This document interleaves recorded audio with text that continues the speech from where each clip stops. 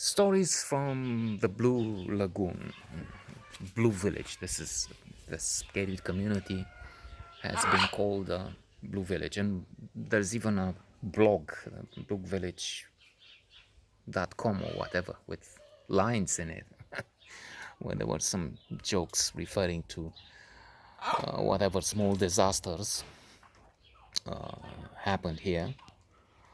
But I'm thinking, and I'm laughing because I was going to say I'm thinking Proust style, but that's like the ant talking about the elephant or something. I mean, it's ridiculous to compare this silly, foolish exercise to the god of them all. I mean, Marcel Proust is for me the most magnificent of them all writers. But in the Madeleine style, eating the Madeleine, the idea is to move to the past. Not that there is much to say about childhood. And alas, there's not the talent to tell the story, but it's an exercise in futility. Why not? And the idea is there is something there, though.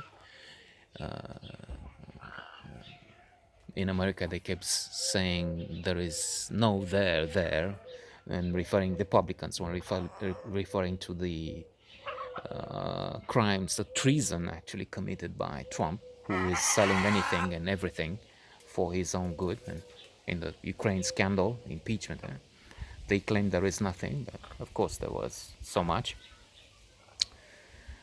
And so in that childhood, not much happened. Even if we had a communist regime and we all suffered, we were somewhere in between. I would say we didn't belong to the nomenclatura, not by a long shot.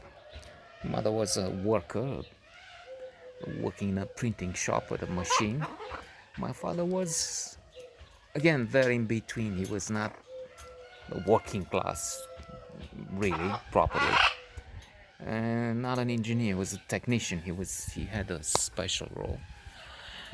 In fact, if memory would help and talent, obviously, his story would be worthwhile. Come to think of it, because he was an interesting character, flamboyant to an extent. He he traveled a lot, not in the country, but in this big city. Somehow he had a job in Metallurgica, in this small industrial company, making, I don't know, let's say doors for cabinets, metallic cabinets, not wood. They didn't work with wood. And I don't know what else, small things, but he found a way to use those devices. So he had some left, some he was supposed to trade with others. He didn't really steal them, but trading with others these things, he discovered that he could be a middleman of sorts. He could be a traveling salesman, if you will, not getting the money really. I mean, we stayed forever in a two rooms apartment, not bedrooms, as it, but just two, and I slept with him in one, and my sister Madi with my mother in the other. So not money really. Even when we did change, we received from the state. I mean, that had everything, the state, common state, more rooms. It wasn't his doing really, and still the level was very low, so low that we had to get some food aid, so to say, leftovers, whatever was going to rot or was rotting or they didn't like, we got from this uncle, this aunt. He was the Communist Party leader of the subway, and thus they had access to things, food, was a period of shortage of everything. You had to queue for bread, and we got some from there. So coming back to that, he wasn't making really money. I mean, and it wasn't really a trade with, but in it was an exchange system created by him, through which he got from, I don't know, this company which was making ties. He got 5 ties, and he traded 2 with this guy who had newspapers. I remember we could read, I don't know, some Sunday newspaper once in a while because he got it from Casas Cante, from whatever, and then books.